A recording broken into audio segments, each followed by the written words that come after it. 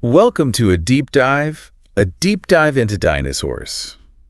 It's going to be awesome.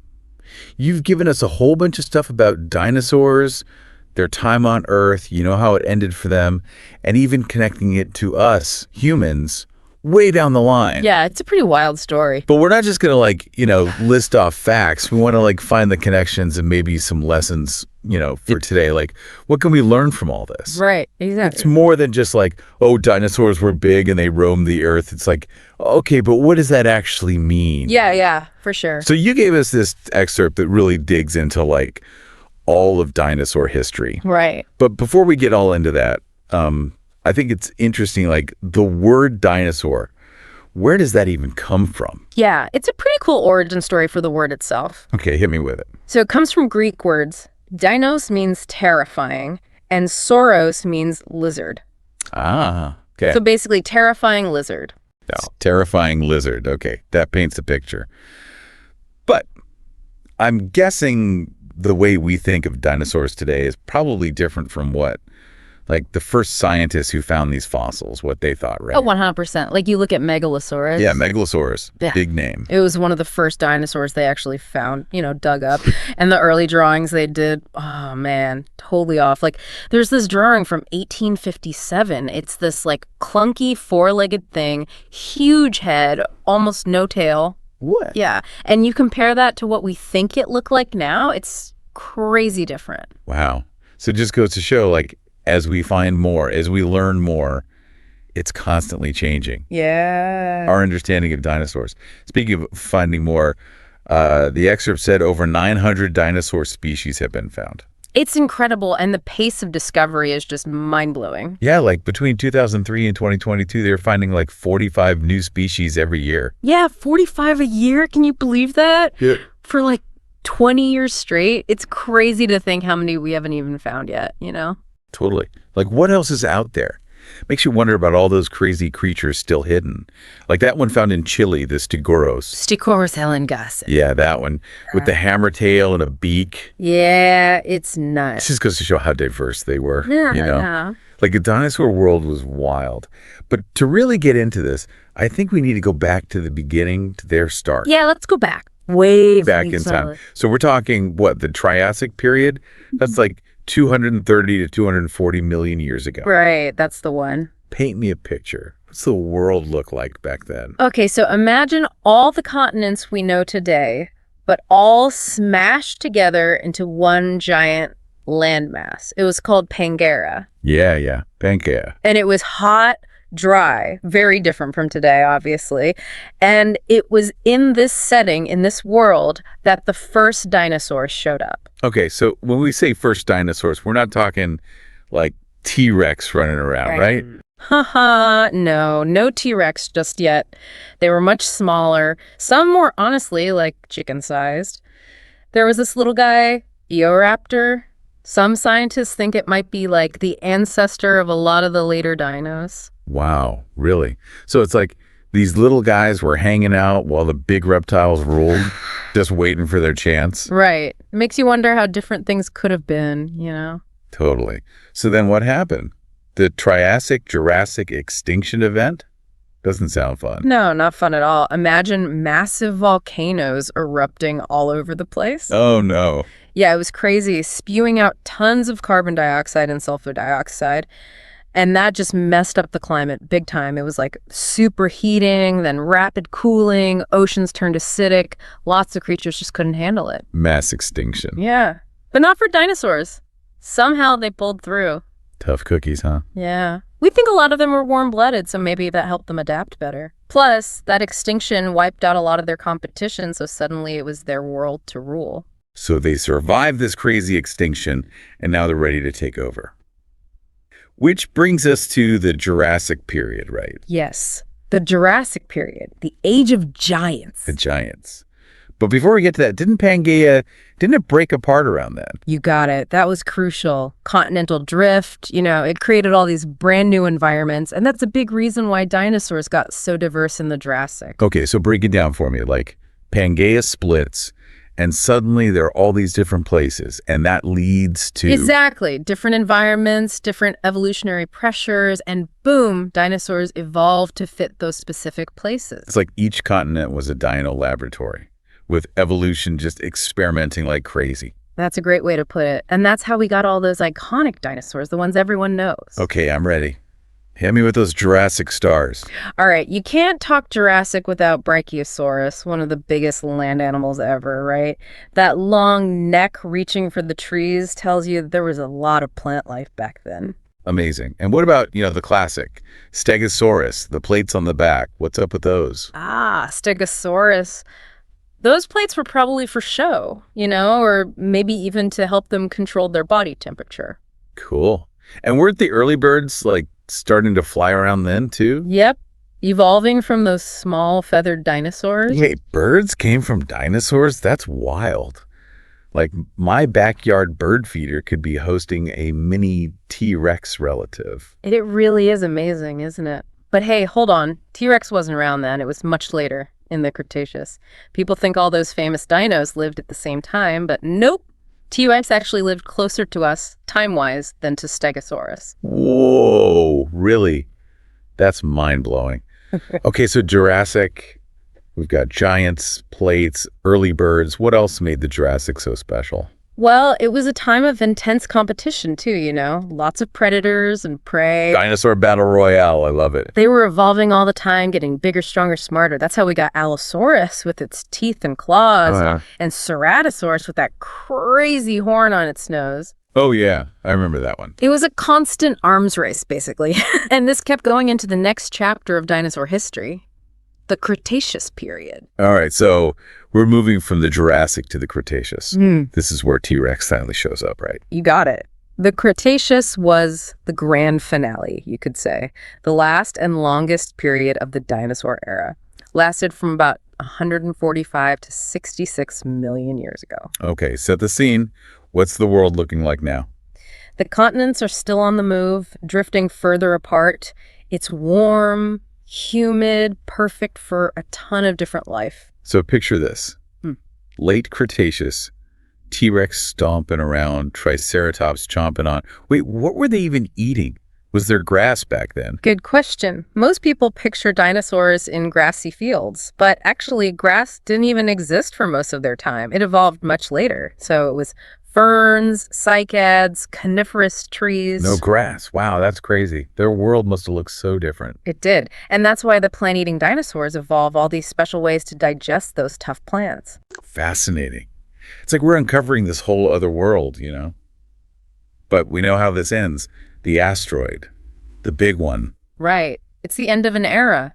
Literally. So how bad are we talking? How big was this thing? Imagine a rock 6 to 9 miles wide, hurtling towards Earth. That's what slammed into the Yucatan Peninsula about 66 million years ago. That's gigantic. I can't even imagine that kind of impact. Yeah, it was catastrophic. It was like millions of atomic bombs going off all at once. So this wasn't just like a local event. The whole planet got hit by this. Oh yeah, the whole planet felt it. Earthquakes, tsunamis, wildfires. It sounds like a disaster movie. It was an apocalypse for a lot of creatures, but the initial blast, that was just the start. The long-term effects were even worse. So what happened after? How did this actually wipe out the dinosaurs? Well, imagine billions of tons of dust and debris blasted into the atmosphere. Oh no. Yeah, it blocked out the sun. For years, they called it a nuclear winter. The temperature plummeted, plants couldn't grow, the food chain collapsed. It was a chain reaction of disasters, Wow. It wasn't just the impact, but everything that came after that was just too much. Exactly. It was a perfect storm of awful events that even those amazing creatures couldn't survive. It's so hard to picture that level of destruction. But some things did survive, right? Right. Some did. And that's where things get really interesting. Some things did survive the asteroid, huh? It's amazing to think about. After all that, there was still life kicking around. Yeah. I mean, it was a total catastrophe, don't get me wrong. But it wasn't like every single living thing got wiped out. There were these little survivors. Small mammals, birds, some reptiles, insects, fish. things in the ocean. The underdogs, right? Like they were just hanging on while the dinosaurs were ruling everything. Totally. And you know what? They might have had some advantages because of that. Really? Like what? Well, think about it. Small size, that means you need less food to get by, and it's easier to find shelter, little burrows, crevices, hide from the worst of it. So while the big dinos were struggling to survive, these little guys were tucked away, riding it out. Exactly. It's like the whole survival of the fittest thing. It's not always about being the biggest or strongest, but about being able to adapt. Makes sense. So they were adaptable, they were resilient, and that's how they made it through. Yeah, and that resilience, it's a big part of what shaped the world after the dinosaurs. We talked about birds earlier, but how they actually descended from dinosaurs. It's still kind of blowing my mind. Like, the birds we see every day are related to T-Rex. It's crazy, right? But they were the only dinosaur lineage that made it. Probably because they could fly, had lots of different food sources, and over time, they evolved into all the amazing birds we see today. So like a chicken is a distant cousin of a T-Rex. Wow, evolution is wild. It really is. And it's not just birds. Mammals went through some crazy evolution after the dinos were gone, too. Yeah, because suddenly they had all this space, right? All these opportunities. Exactly. No more giant predators to worry about, so they could spread out, try new things, and that's how we got all the different mammals we see today. It's like the end of the dinosaurs wasn't just an ending. It was a new beginning. It led to mammals and eventually us. Right. But it didn't happen overnight. It took millions of years for all that to unfold. It's a slow process, but it's powerful. It is powerful. But it makes me think, if something like an asteroid could wipe out the dinosaurs, something that ruled for so long, couldn't it happen again? Couldn't we be next? It's a fair question, and it's one that scientists think about all the time. There are definitely space rocks out there that could potentially hit Earth. We call them near-Earth objects, or NEOs. So there are like asteroid threats out there right now. That's kind of scary. But are we just waiting around for one to hit us, or is anyone doing anything about it? Thankfully, we're not just sitting ducks. Scientists are constantly searching the skies, tracking these NEOs, trying to figure out their paths. There are even special programs like NASA's Planetary Defense Coordination Office. It's their whole job to watch out for these things. So we have like space guardians looking out for us. That's reassuring. But what if they find one, like heading straight for us? Can we do anything to stop it? That's where it gets really exciting. It's not just about finding them, it's about figuring out how to deal with them. Like that DART mission, right? Where they smashed a spacecraft into an asteroid on purpose. Exactly. That was a test run to see if we could actually change an asteroid's path. And guess what? It worked. They nudged that asteroid off course, which is a huge deal. It means we might be able to deflect an asteroid if we need to. That's amazing. It's like something out of a movie, so we're actually preparing for this. We are. We're learning from what happened to the dinosaurs and trying to make sure it doesn't happen to us. But while we're looking up at the sky, worrying about asteroids, we can't forget about the threats right here on Earth. You're talking about, like, the sixth mass extinction. Yeah. The one that's happening now. Exactly. We tend to think of extinction as something from the past, but it's happening right now, and we're the ones causing it. It's the Holocene extinction, right? And this time, it's not an asteroid, it's us. We're the problem. That's the hard truth. Things like deforestation, habitat loss, pollution, overfishing, climate change, they're all pushing species towards extinction at a crazy rate. It's like we've become the asteroid, haven't we? It's a scary thought, but it's true. But the difference is we can change our behavior. We have the knowledge, the technology, the awareness. We can choose a different path. So it's not about whether we can avoid what happened to the dinosaurs. It's about whether we will. Exactly. And that's where their story comes in. The dinosaurs were powerful, but they couldn't control their fate. We can. We can understand the threats, and we can take action. It's about being proactive, not just reacting when it's too late. Like, we can't just wait for the metaphorical asteroid to hit. We have to be doing something now to make a difference. I agree. And it has to be a global effort. Just like the continents drifting apart led to new evolution, we need to come together, share ideas, and work together to solve these global problems. We're all on this planet together, right? It's like we're all on this giant spaceship hurtling through space, and we got to work together to keep it running. That's a great way to put it. And it reminds us that we're all connected. What happens in one part of the world affects everyone. This whole deep dive has been incredible. We've talked about dinosaurs, their rise and fall, what happened after, and what we're facing today. It's heavy stuff, but honestly, I'm feeling kind of hopeful too. I get it. It's not just about doom and gloom. It's about the power of life to adapt, to change, to survive even the worst things. And that gives me hope. Me too. Yeah. And it makes me want to do something, to be part of the solution. That's the spirit. So what's next? Where do we go from here? Okay, so where do we go from here? We've talked about dinosaurs, extinction, asteroids, even the stuff happening on Earth right now. There's a lot, But I think there's something kind of hopeful in all of this. Like, life finds a way, right? Yeah, I think so too. The dinosaurs, they might be gone, but they showed us that even after the worst possible thing you can imagine, life can come back. It might look different, but it comes back. And we can learn from that. I mean, we've got climate change, we've got species going extinct, but we're not dinosaurs. We can understand what's happening. We can do something about it, right? Exactly. We're not just at the mercy of nature anymore. We have science, we have technology, and more people are realizing that everything on this planet is connected. We have the tools to make things better. Okay, but what does that actually look like? How do we not become the next dinosaurs? It starts with understanding that we're part of this planet, not separate from it. Like, what we do matters. It has an impact. Yeah, I get that, but what does that mean for, everyday life? What can people actually do? Yeah. Well, a lot, actually. We can think about how much energy we use, drive less, make different choices when we shop. We can support companies that are trying to be more sustainable, and we can, tell our leaders that we care about this stuff. Vote for people who are going to try to make a difference. That makes sense. But sometimes it feels so big, Like, what can one person really do? I hear that. But even small things add up. And, my advice would be find what you're passionate about. What do you really care about? Is it protecting forests?